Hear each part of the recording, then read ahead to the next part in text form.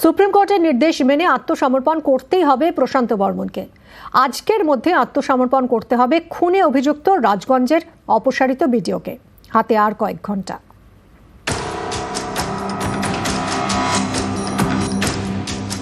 19শে জানুয়ারি সোমবার সল্টলেকের দত্তাবাদের সোনা ব্যবসায়ী খুনে অভিযুক্ত প্রশান্ত বর্মনকে আত্মসমর্পণের নির্দেশ দেয় সুপ্রিম কোর্ট। ডেডলাইন শুক্রবার।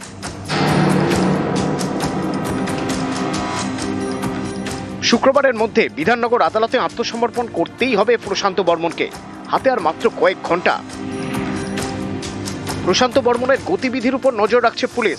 তদন্তকারীরা জানতে পেরেছেন তিনি ভিন রাজ্যে গা ঢাকা দিয়ে রয়েছেন, তার ছক দেশ ছেড়ে পালানোর। তাহলে কি প্রশান্ত বর্মন শুক্রবার আত্মসমর্পণ করবেন না? না করলে তাকে গ্রেপ্তার করার সুযোগ পাবে পুলিশ।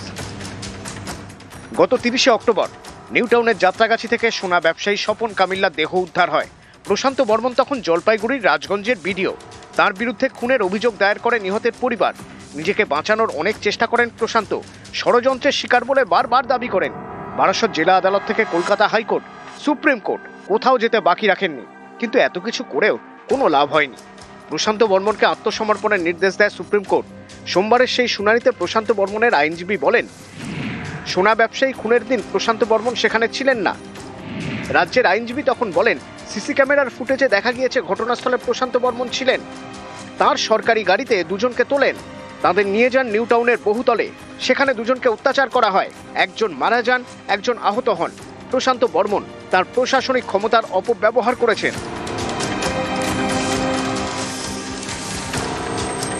এরপরেই সুপ্রিম কোর্ট নির্দেশ দেয় শুক্রবারের মধ্যে প্রশান্ত বর্মনকে আত্মসমর্পণ করতেই হবে। এই নির্দেশের পরের দিনই অর্থাৎ গত মঙ্গলবার রাজগঞ্জের বিডিওর দায়িত্ব থেকে সরিয়ে দেওয়া হয় প্রশান্ত বর্মনকে। এবার তিনি কি করবেন? অপেক্ষার কয়েক ঘন্টার। নিউজ 18 বাংলা।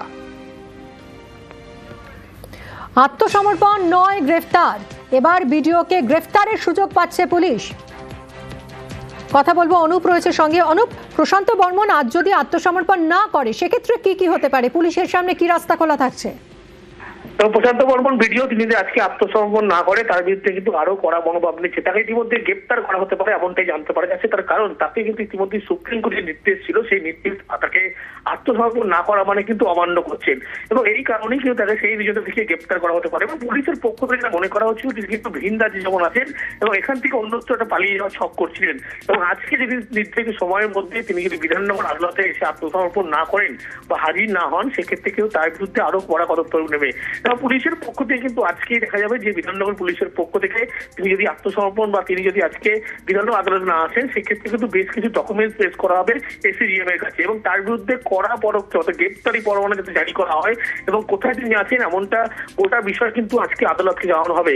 তার পরবর্তী পদক্ষেপ আজকেই নেওয়া হবে এমনটা জানতে পারে। তার কারণ বিডিও প্রশান্ত বর্মন যখন সেই খুনের ঘটনা ঘটেছিল স্বর্ণ ব্যবসায়ী, তার পর থেকে কিন্তু একাধিক আদালতের দ্বারস্থ হয়েছিল।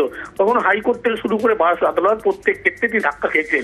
পরবর্তী ক্ষেত্রে সুপ্রিম কোর্ট এবং সুপ্রিম কোর্টের নির্দেশ ছিল, সেই নির্দেশ অমান্য করে তিনি আজকে না আসেন, সেক্ষেত্রে তার বিরুদ্ধে যে আরো কড়া মনোভাব পুলিশ আগেই বুঝিয়েছিল। এবং সেই কারণেই আজকে নির্ধারিত সময়, সেই সময়ের মধ্যে বিধাননগর এসিজিএম আদালতে তিনি যদি আত্মসমর্পণ এসে হাজির না হন, সেক্ষেত্রে কিন্তু পুলিশের পক্ষ থেকে তার টাওয়ার লোকেশন বা সমস্ত কিছু কিন্তু একেবারে করে ট্রেস করার পরবর্তী ক্ষেত্রে কড়া পদক্ষেপ নেওয়া হবে। তার আগে আদালতকে গোটা বিষয়টি জানানো হবে এবং আদালতের উপরে গোটা বিষয়টি নজর করে আনা হবে। তার পরবর্তীতে কিন্তু পরবর্তী যে পদক্ষেপ অর্থাৎ তার বিরুদ্ধে কড়া পদক্ষেপ পুলিশ নিচ্ছে এমনটা কিন্তু বলা চলে। ধন্যবাদ অনুপ।